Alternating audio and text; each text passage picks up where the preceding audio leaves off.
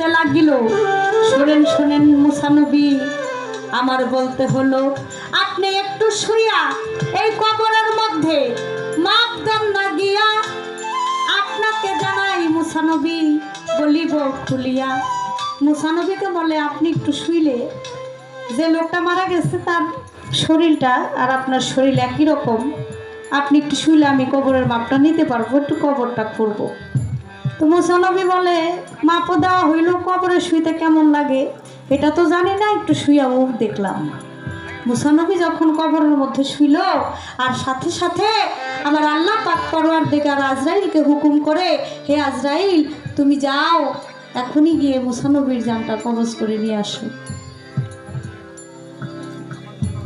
আসছে সাথে সাথে আয়েশা সালাম দিয়া বলে আমাকে চিনতে পারছেন নাকি?